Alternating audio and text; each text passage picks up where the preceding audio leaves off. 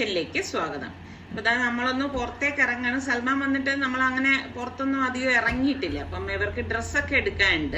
അപ്പം എനിക്ക് ഡ്രസ്സൊന്നും എടുക്കാനില്ല, കാരണം എൻ്റെ കയ്യിൽ എടുത്തതൊക്കെ ഇരിപ്പുണ്ട്. അപ്പം അതുകൊണ്ട് ഞാൻ പറഞ്ഞു എനിക്കായിട്ട് നോക്കണ്ട.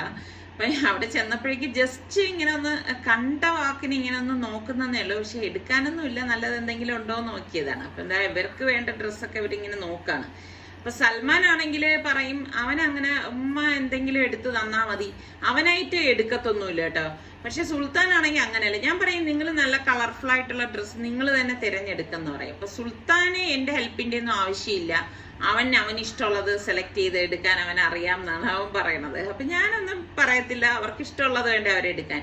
അപ്പൊ സൽമാൻ പക്ഷെ അങ്ങനെയല്ല. സൽമാൻ അങ്ങനെ ഒരു സെലക്ഷനോ കാര്യങ്ങളോ ഒന്നും ഇല്ല, അത് കാരണം ഉമ്മ എടുത്തു തന്നാൽ മതി എന്നാണ് പറയുന്നത്. അപ്പൊ ഞാൻ നോക്കാണ്, പാന്റ് വരെ സൽമാൻ എടുക്കത്തില്ല. അതാണ് രസം. നമ്മൾ എന്താണോ എടുത്തു കൊടുക്കണത് അത് ഇടാനാ, അത് അവൻ അങ്ങ് ഇടും, അത്ര തന്നെ. ഞാൻ എപ്പോഴും പറയും നീ സ്വന്തമായിട്ട് സെലക്ട് ചെയ്യണം. അതിപ്പോ ഗൾഫിലാണെങ്കിലും അങ്ങനെ തന്നെയാണ് കേട്ടാ. അവന് വീഡിയോ കോൾ ചെയ്ത് കാണിച്ചു തരും, ഉമ്മ ഇത് കൊള്ളാവോ ചോദിച്ചിട്ടേ അവൻ ഇടത്തുള്ളൂ. അപ്പൊ ഇതാ എല്ലാം എടുത്തൊക്കെ കഴിഞ്ഞ്. അപ്പൊ നമുക്കിനി പെട്ടെന്ന് ഇനി വീട്ടിലേക്ക് പോവേണ്ടതുണ്ട്. അപ്പം ഇപ്പൊ പിന്നെ ഈ ഒരു സമയം ആയതുകൊണ്ട് തന്നെ അധികം തിരക്കൊന്നും ഇല്ലായിരുന്നു. അപ്പൊ റിസ്വാൻ നമ്മുടെ കൂടെ വന്നിട്ടില്ല. അപ്പൊ അവൻ ആവശ്യമുള്ളത് ഉമ്മ എടുത്തിട്ട് വന്നാൽ മതി എന്ന് പറഞ്ഞ് വിട്ടതാണ്. സൽമാന്റെ മറ്റൊരു കാറ്റഗറിയാണ് നമ്മുടെ റിസ്വാൻ. അപ്പൊ ഇപ്പൊ നമ്മള് വീട്ടിലെത്തിയ ഉടൻ തന്നെ ഞാൻ നമ്മളുടെ ഇന്നത്തെ സ്പെഷ്യൽ റെസിപ്പിക്ക് വേണ്ടിയിട്ട് ഇതാ 1 കപ്പ് കിനോവ എടുത്തിട്ടുണ്ട്. അതുപോലെ തന്നെ ബർഗർ, ഇത് സൽമാൻ കൊണ്ടുവന്നതാണ് കേട്ടോ. ഈ ബർഗർ എന്ന് പറഞ്ഞു കഴിഞ്ഞാൽ നമ്മളുടെ ഫൈൻ വീറ്റ് ആണ് കേട്ടോ.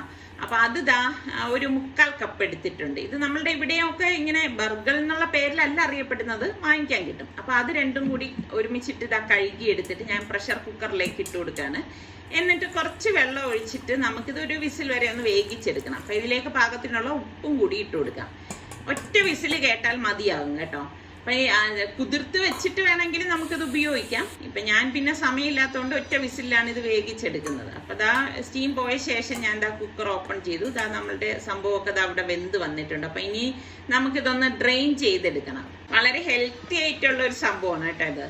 അപ്പോൾ ഒരു ഗ്ലാസ് ബൗളിലേക്ക് ഞാൻ ഇതാ ഒരു 3 ടേബിൾ സ്പൂണോളം ഒലിവ് ഓയിലും 1 ടേബിൾ സ്പൂൺ ചില്ലി ഫ്ലേക്സും 1/2 ടീസ്പൂൺ കുരുമുളക് പൊടിയും പിന്നെ ചാട്ട് മസാല, അത് ഞാനിവിടെ 1/2 ടീസ്പൂൺ ഇട്ട് കൊടുക്കുകയാണ്. സൽമാൻ ഇഷ്ടമാണ് കേട്ടോ ചാട്ട് മസാല. പിന്നെ ഹണി, തേനാണ് എടുത്തിരിക്കുന്നത്, അത് ഏകദേശം ഒരു 3 ടേബിൾ സ്പൂൺ ഇട്ടിട്ടുണ്ട്. പാകത്തിനുള്ള ഉപ്പും പിന്നെ ഇതാ പകുതി നാരങ്ങയുടെ നീരും ഇതിലേക്ക് ഇതുപോലെ ഒന്ന് പിഴിഞ്ഞൊഴിച്ചു കൊടുക്കും. എന്നിട്ട് ഇതെല്ലാം കൂട്ടിയിട്ട് ഒന്ന് ഇതുപോലെ ഒന്ന് മിക്സ് ചെയ്ത് കൊടുക്കും കേട്ടോ. നല്ല ഹെൽത്തി ആയിട്ടുള്ള ഒരു സാലഡാണ്. അപ്പൊ ആ സാലഡിന് വേണ്ടി ഞാനിവിടെ കുറച്ച് വെജിറ്റബിൾസ് എടുത്തിട്ടുണ്ട്. Cucumber, tomato, cabbage, carrot, capsicum 3 colour, green, red, yellow. അപ്പൊ ഇത് ഇത്രയും നമുക്ക് ഇതിലേക്ക് ഇട്ട് കൊടുക്കാം. ഇനി ഇത് ഇത്രയും വേണം എന്നൊന്നും യാതൊരു നിർബന്ധമില്ല. നമ്മളുടെ കയ്യിലുള്ള വെജിറ്റബിൾസ്, സാലഡ് വെജിറ്റബിൾസ് വെച്ച് ഇത് തയ്യാറാക്കാം. പിന്നെ ഞാൻ ഇതാ പൈനാപ്പിളും ഓറഞ്ചും 1/4 കപ്പ് വീതം എടുത്തിട്ടുണ്ട്, അതും കൂടി ഇതിലേക്ക് ഇട്ട് കൊടുക്കാണ്. പിന്നെ നമ്മൾ വേവിച്ച് വെച്ചിരിക്കുന്ന കിനോവയും ബർഗറില്ലേ അതും കൂടി ഇതാ ഇതിലേക്ക് ചേർത്തിട്ട് നന്നായിട്ടൊന്ന് മിക്സ് ചെയ്ത് കൊടുക്കാം. അപ്പൊ ഇതെല്ലാം ചേർത്ത് നല്ലതുപോലെ ഒന്ന് ഇളക്കിയെടുക്കണം. ഇളക്കിയെടുത്തിട്ട് ഞാൻ എന്താ ബാക്കിയിരിക്കുന്ന പകുതി നാരങ്ങയുടെ നീരും കൂടി ഇതിലേക്കൊന്ന് പിഴിഞ്ഞൊഴിച്ചു കൊടുക്കാണ്. ശരിക്കും പറഞ്ഞാൽ ഇത് നല്ല ഫ്രിഡ്ജിൽ വെച്ച് നല്ലതുപോലെ തണുപ്പിച്ച് കഴിച്ചാലുണ്ടല്ലോ അടിപൊളി ടേസ്റ്റ് ആണ്. അപ്പൊ കുട്ടികൾക്കൊക്കെ നമുക്ക് ലഞ്ച് ബോക്സ് ആയിട്ടൊക്കെ കൊടുത്തുവിടാൻ തന്നെ പറ്റിയൊരു ഐറ്റമാണ് കേട്ടോ. അപ്പൊ ഞാനിതിപ്പം സെർവ് ചെയ്യുന്നത് ഇതുപോലെ ഒരു വൈറ്റ് പ്ലേറ്റിലാണ് കേട്ടോ. ഇത് വൈറ്റ് പ്ലേറ്റിൽ നല്ല കളർഫുൾ ആയിട്ട് കാണുമ്പോൾ തന്നെ നല്ല ഭംഗിയാണ് കേട്ടോ. പിന്നെ ഞാൻ കുറച്ച് റെഡ് ക്യാപ്സിക്കം ചെറുതായിട്ട് അരിഞ്ഞതും കൂടി വെച്ചൊന്ന് ഗാർണിഷ് ചെയ്യാണ്. അപ്പൊ നമ്മളുടെ സ്പെഷ്യൽ സാലഡ് റെഡി ആയിട്ടുണ്ട്. ഞാൻ എന്താ 2 സവാള ഒന്ന് ചോപ്പ് ചെയ്തെടുക്കാണ്. അപ്പൊ നമ്മൾ ചെറുതായിട്ടൊന്ന് അരിഞ്ഞെടുത്ത്, ചോപ്പറൊന്നും ഇല്ലെങ്കിൽ ഇതുപോലെ കട്ടിംഗ് ബോർഡിൽ വെച്ച് ചെറുതായിട്ടൊന്ന് അരിഞ്ഞെടുത്താലും മതി കേട്ടോ. എന്നിട്ട് ഞാൻ എന്താ പ്രഷർ കുക്കറിലേക്ക് ഒരു 3 ടേബിൾ സ്പൂണോളം വെളിച്ചെണ്ണ ഒഴിച്ചിട്ട് പെരിഞ്ജീരകം, പട്ട, ഗ്രാമ്പു ഇത്രയും കൂടി ഇട്ട് കൊടുക്കാണ്. ഇതിലേക്ക് നമ്മൾ ഈ ചോപ്പ് ചെയ്ത് വെച്ചിരിക്കുന്ന സവാളയും കൂടി ചേർത്തിട്ട് ഒന്ന് വഴറ്റി കൊടുക്കാം. ഇതോടൊപ്പം തന്നെ ഞാൻ 1.5 ടേബിൾ സ്പൂൺ ഇഞ്ചി വെളുത്തുള്ളി പേസ്റ്റും കൂടി ചേർത്ത് കൊടുക്കുന്നുണ്ട്. എന്നിട്ട് ഇതുപോലെ ഒന്ന് വഴറ്റണം. വഴറ്റിയ ശേഷം ഞാൻ ഇതിലേക്ക് 1/2 ടീസ്പൂൺ മഞ്ഞൾപ്പൊടി, 1 ടീസ്പൂൺ മുളക് പൊടി, 1 ടീസ്പൂൺ മല്ലിപ്പൊടി, 1 ടീസ്പൂൺ ഗരം മസാല പൊടി, പാകത്തിനുള്ള ഉപ്പ്, ഇതെല്ലാം ഓരോ ടീസ്പൂൺ ചേർത്താൽ മതിയാകും കേട്ടോ. എന്നിട്ട് ഇതുപോലെ ഒന്ന് ഇളക്കിയ ശേഷം ഞാൻ ബീഫ് 1/2 കപ്പ് ക്രഷ് ചെയ്തെടുത്തിട്ടുണ്ട്. അപ്പൊ ബീഫ് വേവിച്ചതാണ് കേട്ടോ. ഉപ്പ്, മഞ്ഞൾ, കുരുമുളക്, ഗരം മസാലപ്പൊടി ഇട്ടിട്ട് നമ്മൾ വേവിച്ച് വെച്ച ബീഫാണ് ഞാൻ ഇതിലേക്ക് ഇട്ട് കൊടുക്കുന്നത്. എന്നിട്ട് ഞാനിവിടെ 1/2 കപ്പോളം പൊടിയരി ഉണ്ടല്ലോ, കഞ്ഞിയുടെ പൊടിയരി, അതും കൂടി കഴുകി ഇട്ട് കൊടുത്തിട്ട് നന്നായിട്ടൊന്ന് ഇളക്കി കൊടുക്കാം. അപ്പൊ ഞാനിപ്പം ഒരു ഇറച്ചി മസാല കഞ്ഞിയാണ് ഉണ്ടാക്കുന്നത് കേട്ടോ. ഇതിലേക്ക് നമുക്ക് കുറച്ചധികം വെള്ളം ഒഴിച്ചിട്ട് ഒന്ന് ഇളക്കി കൊടുക്കണം. അപ്പം ഇത് ഞാൻ ബീഫൊക്കെ കൊണ്ടുവന്ന് കഴിഞ്ഞാൽ വേവിച്ച് ഫ്രീസറിൽ വെക്കാണ് ചെയ്യണത്. അപ്പൊ അതിൽ നിന്ന് എടുത്തിട്ടാണ് ഞാൻ ഇതുപോലെയുള്ള ആവശ്യങ്ങൾക്ക് വേണ്ടിയിട്ട് ഉപയോഗിക്കുന്നത്. ഇപ്പൊ റോ ബീഫ് ആണെങ്കിൽ നിങ്ങൾ മസാലയൊക്കെ പുരട്ടിയിട്ട് ഇതുപോലെ ചെയ്തെടുത്താലും മതി. എന്നിട്ട് ഇതാ കുറച്ചധികം മല്ലിയിലയും കൂടി ഇതിലേക്ക് ഇട്ട് കൊടുത്ത് പ്രഷർ കുക്കർ അടച്ചിട്ട് ഞാനൊരു 2 വിസിൽ വരെ ഇതൊന്ന് ഫ്ലെയിം കുറച്ച് വെച്ചിട്ട് വേവിച്ചെടുക്കുകയാണ് ചെയ്യണത്. അപ്പൊ അടുത്ത റെസിപ്പിക്ക് വേണ്ടി ഞാനിവിടെ 3 സവാള കട്ട് ചെയ്തെടുത്ത് വെച്ചിട്ടുണ്ട്. എന്നിട്ട് നമുക്ക് ചോപ്പറിൽ ഇട്ടിട്ട് ഞാനൊന്ന് ചോപ്പ് ചെയ്തെടുക്കുകയാണ്. അപ്പൊ എളുപ്പത്തിന് വേണ്ടിയിട്ടാണ് ഇങ്ങനെ ചോപ്പറൊക്കെ യൂസ് ചെയ്യുന്നത് കേട്ടോ. അപ്പം ഞാൻ നേരത്തെ പറഞ്ഞിട്ടില്ലേ, സവോളയെന്ന് ഇങ്ങനെ അരിഞ്ഞു വെക്കുന്ന ഒരു പരിപാടിയൊന്നുമില്ല. എന്നിട്ട് പാനിലേക്ക് 2 ടേബിൾ സ്പൂൺ വെളിച്ചെണ്ണ ഒഴിച്ചിട്ട് പട്ട, ഗ്രാമ്പു, ഏലക്കായ, പെരിഞ്ചീരകം ഇത് ഇത്രയും കൂടി ഇട്ടിട്ട് നമ്മൾ ഈ ചോപ്പ് ചെയ്ത് വെച്ചിരിക്കുന്ന സവോളയും ചേർത്ത് നന്നായിട്ടൊന്ന് വഴറ്റി കൊടുക്കാം. അപ്പൊ ഇതുപോലെ വഴറ്റുന്നതിനോടൊപ്പം തന്നെ ഇഞ്ചി വെളുത്തുള്ളി പേസ്റ്റ് 1.5 ടീസ്പൂണും പച്ചമുളക് 2 എണ്ണവും ഞാൻ ഇട്ടിട്ടുണ്ടായിരുന്നു. അപ്പൊ അതും കൂടി ചേർത്തൊന്ന് ഇളക്കി കൊടുക്കണം. ഇളക്കിയ ശേഷം 1.5 ടീസ്പൂൺ മുളക് പൊടി, 1 ടീസ്പൂൺ മല്ലിപ്പൊടി, 1/2 ടീസ്പൂൺ മഞ്ഞൾപ്പൊടി, 1 ടീസ്പൂൺ ഗരം മസാല പൊടി, 1/2 ടീസ്പൂൺ കുരുമുളക് പൊടി, പാകത്തിനുള്ള ഉപ്പ് ഇത്രയും കൂടി ചേർത്തിട്ട് ഒന്ന് വഴറ്റി കൊടുക്കാം. ഇതോടൊപ്പം തന്നെ ഞാനിവിടെ ചെറിയ 2 തക്കാളിയാണ് എടുത്തിരിക്കുന്നത്. അതും കൂടി ചേർത്തൊന്ന് ഇളക്കി കൊടുക്കണം. വലുതാണെങ്കിൽ 1 എണ്ണം ചേർത്താലും മതിയാകും. അപ്പൊ ഇതുപോലെ ഒന്ന് ഇളക്കിയെടുത്ത ശേഷം ഞാൻ കുറച്ച് വെള്ളം കൂടി ഒഴിച്ചിട്ട് ഇതൊന്ന് ഇളക്കിയെടുക്കാണ്. കുറച്ച് ചാറോട് കൂടിയിട്ട് തയ്യാറാക്കാൻ വേണ്ടിയിട്ടാണ് കുറച്ച് വെള്ളം കൂടി ചേർത്ത് ഇപ്പോൾ ഇളക്കിയിരിക്കുന്നത്. അപ്പൊ ഞാനിവിടെ ഏകദേശം ഒരു 10-12 കൊഞ്ച് എടുത്തിട്ടുണ്ട്, ചെമ്മീൻ എടുത്തിട്ടുണ്ട്. അപ്പൊ അതും കൂടി ഇതിലേക്ക് ഇട്ടിട്ട് നല്ലതുപോലെ ഒന്ന് ഇളക്കിയെടുക്കണം. അപ്പൊ ഞാൻ ഇതിൽ തലയും ഉപയോഗിച്ചിട്ടുണ്ട്. അപ്പൊ നല്ല ടേസ്റ്റ് ആയിരിക്കും കേട്ടോ. അപ്പൊ തല ഇഷ്ടമുള്ളവരും ഇഷ്ടമില്ലാത്തവരും ഉണ്ടാവും. അപ്പൊ നിങ്ങൾക്കൊക്കെ എങ്ങനെയാണ്? ചെമ്മീനില് തല ഉള്ളതാണോ ഇഷ്ടം, ഇല്ലാത്തതാണോ? എനിക്ക് ഭയങ്കര ഇഷ്ടമാണ് കേട്ടോ. അപ്പൊ ഞാൻ മൂടി വെച്ചൊന്ന് റെഡിയാക്കി എടുക്കുകയാണ്. ഒരു 3 മിനിറ്റ് മാത്രം മതിയാകും. നമ്മളുടെ ചെമ്മീൻ റോസ്റ്റും റെഡി ആയിട്ടുണ്ട്. അപ്പൊ ഈ ഒരു പരുവത്തിലാണ് ഞാൻ എടുക്കുന്നത്. എന്നിട്ട് കുറച്ച് മല്ലിയിലോടി ചെറുതായിട്ട് ഇതിലേക്കൊന്ന് കട്ട് ചെയ്തെടുക്കാം. ഇവിടെ ചെമ്മീന്റെ തല ഞാൻ മാത്രമേ കഴിക്കത്തുള്ളൂ കേട്ടോ. അപ്പൊ അതും ഇവിടെ റെഡിയായി മാറ്റിയിട്ടുണ്ട്. ഈ സമയം കൊണ്ട് സ്റ്റീം പോയ ശേഷം ഞാൻ കുക്കർ ഓപ്പൺ ചെയ്തു. നമ്മളുടെ ഇറച്ചിക്കഞ്ഞിയും ഇവിടെ റെഡി ആയിട്ടുണ്ട്. നല്ല പരുവമാണ്, കറക്റ്റ് പരുവത്തിന് വന്നിട്ടുണ്ട് കേട്ടോ. അപ്പൊ ഞാനിവിടെ 1/2 കപ്പോളം തേങ്ങയും ചെറിയ ജീരകവും മിക്സിയുടെ ജാറിലിട്ട് ഒന്ന് ക്രഷ് ചെയ്ത ശേഷം കുറച്ച് വെള്ളം ഒഴിച്ചിട്ട് ഇതൊന്ന് അരച്ചെടുക്കാണ് കേട്ടോ. അപ്പൊ ഈ അരപ്പ് ഞാൻ ഈ കഞ്ഞിയിലേക്ക് ഒഴിച്ചു കൊടുക്കണം. അപ്പൊ ഈ അരപ്പൊക്കെ ചേർത്തിട്ട് നമ്മൾ ഈ കഞ്ഞി ഉണ്ടാക്കുമ്പോൾ നല്ല ടേസ്റ്റ് ആണ് കേട്ടോ. എന്നിട്ട് നമുക്ക് ഇതുപോലെ ഒന്ന് ഇളക്കി കൊടുക്കണം. ഇളക്കി കൊടുത്ത് ഇത് നല്ല തിക്കാണെന്ന് തോന്നുകയാണെങ്കിൽ നമുക്ക് ഇതിലേക്ക് കുറച്ചുകൂടി വെള്ളം ആഡ് ചെയ്ത് കൊടുക്കാം കേട്ടോ. വെള്ളം എടുക്കുമ്പോൾ തിളച്ച വെള്ളം തന്നെ ഒഴിച്ചു കൊടുക്കാൻ പ്രത്യേകം ഒന്ന് ശ്രദ്ധിച്ചേക്കണേ. അപ്പൊ ഇതുപോലെ ഒന്ന് ഇളക്കി എടുത്തിട്ട് ഈ ഒരു തിള വരുമ്പോഴേക്ക് ഞാനിത് ഒരു ബൗളിലേക്ക് ഒഴിച്ചു കൊടുക്കാണ്. അപ്പൊ നമുക്ക് ഈ കഞ്ഞിക്ക് ഒരു താളിപ്പ് വേണം. ടേസ്റ്റ് കൂട്ടാൻ വേണ്ടിയിട്ടാണ് 1 ടേബിൾ സ്പൂണ് നെയ്യ് ഒഴിച്ച ശേഷം ഒരു കൈപ്പിടി കാഷ്നട്ട് ഇതിലേക്ക് ഞാൻ ഇട്ടിട്ട് ഒന്ന് റോസ്റ്റ് ചെയ്തെടുക്കാണ്.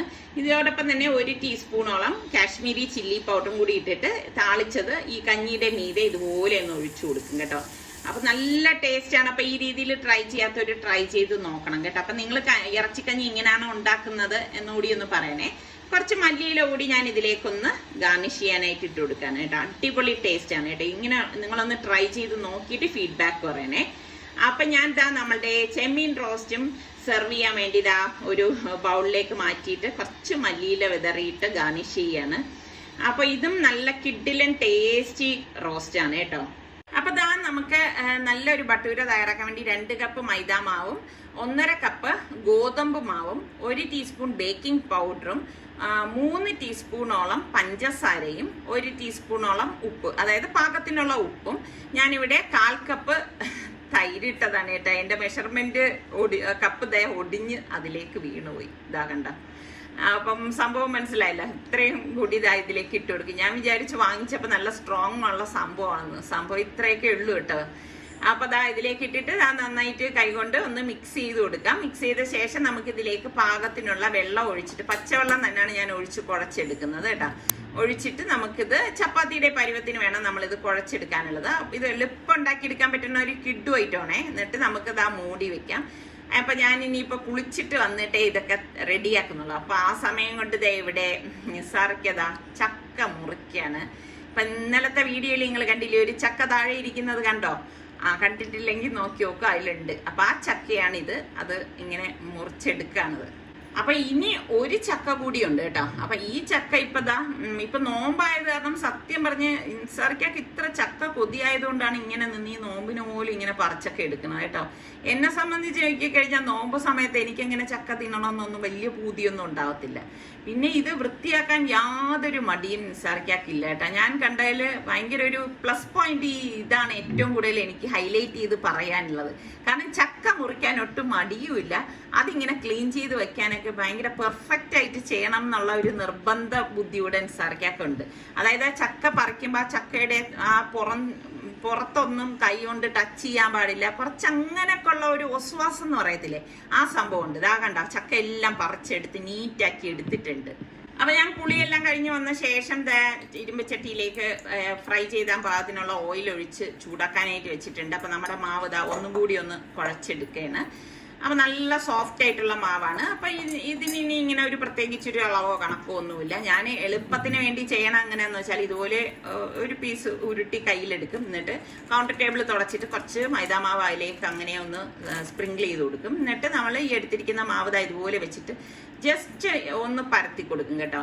അപ്പൊ ഒരുപാട് അങ്ങ് കനം കുറച്ച് ചപ്പാത്തി പോലെ നമ്മൾ പരത്തേണ്ട ആവശ്യമില്ല. ഇതുപോലെ ഒന്ന് പരത്തി എടുത്താൽ മതി കേട്ടോ.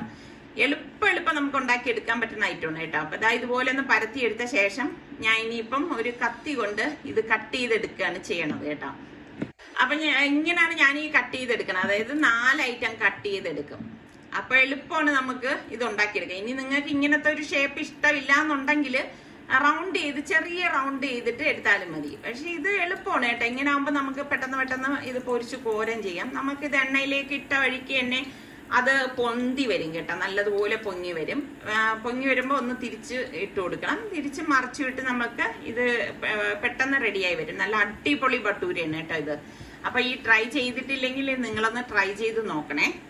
അപ്പൊ ഇറച്ചിക്കറിയുടെ കൂടെയും ഇത് കഴിക്കാൻ നല്ല ടേസ്റ്റ് ആണ് കേട്ടോ. അപ്പൊ ഞാൻ ഇന്ന് ചെമ്മീൻ ഉണ്ടാക്കില്ലേ, അപ്പൊ അതിന് ആ ചെമ്മീന് വേണ്ടിയിട്ടാണ് ഞാൻ ഈ ഭട്ടൂര തയ്യാറാക്കി എടുത്തത്. കാരണം പിന്നെ എനിക്കിനി ചപ്പാത്തി ഒന്നും ഉണ്ടാക്കാൻ മെനക്കെടാൻ വയ്യ. ഇതാവുമ്പോ എളുപ്പമുണ്ടല്ലോ. അപ്പം എന്തെങ്കിലും പലഹാരം നമുക്ക് ഉണ്ടാക്കണമല്ലോ. അപ്പൊ പത്തിരിയും ഇടിയപ്പം ഒന്നും ഉണ്ടാക്കാൻ വയ്യ. അപ്പൊ ഞാൻ എളുപ്പത്തിന് വേണ്ടിയിട്ട് ചെയ്തതാണ് കേട്ടോ. അപ്പൊ നമ്മുടെ ഭട്ടൂര എല്ലാം ഇവിടെ റെഡി ആയിട്ടുണ്ട് കേട്ടോ. നല്ല ഫ്ലഫി ആയിട്ടാണ് വന്നിരിക്കുന്നത്. അപ്പൊ നമ്മളുടെ സുൽത്താൻ നോമ്പ് കുറിക്കാൻ നേരമായപ്പോഴേക്ക് ജ്യൂസ് അടിച്ച് ഒഴിക്കുകയാണ്. സുൽത്താനാണ് ഇപ്പം ജ്യൂസ് അടിക്കുന്ന ഇവിടുത്തെ വിദ്വാൻ കേട്ടാ. നമ്മുടെ റിസ്വാൻ ആണെങ്കിൽ നിസാർക്കയെ ഹെൽപ്പ് ചെയ്യാണ്. നിസാർക്ക ഫ്രൂട്ട്സ് ഒക്കെ ഒന്ന് കട്ട് ചെയ്യാണ്. ഫ്രൂട്ട്സ് കട്ട് ചെയ്യാൻ ഇവിടെ നിസാർക്കയാണ് സ്പെഷ്യലിസ്റ്റ്. അങ്ങനെ ഇപ്പൊ എല്ലാം സെറ്റ് ചെയ്ത് ഞാൻ ടേബിളിലേക്കൊക്കെ കൊണ്ടുവച്ചു. ഇനിയിപ്പോ നമ്മളിതാ ബാങ്ക് കൊടുത്തു, നോമ്പ് ഉറക്കാണ്. അപ്പൊ ഇതൊക്കെ തന്നെയുള്ളൂ നമ്മളുടെ ഇന്നത്തെ വിശേഷങ്ങൾ എന്ന് പറയുന്നത്. അപ്പൊ ഇന്നത്തെ നമ്മളുടെ റെസിപ്പികളെല്ലാം നിങ്ങൾക്ക് ഇഷ്ടമായെന്ന് വിശ്വസിക്കുന്നു. ഇതിൽ ഏതാണ് ഇഷ്ടപ്പെട്ടതെന്നുകൂടി ഒന്ന് കമന്റ് ചെയ്യണം കേട്ടോ. അപ്പൊ സബ്സ്ക്രൈബ് ചെയ്യാതെ കാണുന്നവരുണ്ടെങ്കിൽ സബ്സ്ക്രൈബ് ചെയ്യാൻ മറന്നു വരുതേ. അടുത്ത് നമുക്ക് നല്ല റെസിപ്പിയോ വ്ളോഗോ ആയിട്ടൊക്കെ കാണാം. അതുവരയ്ക്കും എല്ലാവർക്കും ഒരിക്കൽ കൂടി റംദാൻ മുബാറക്.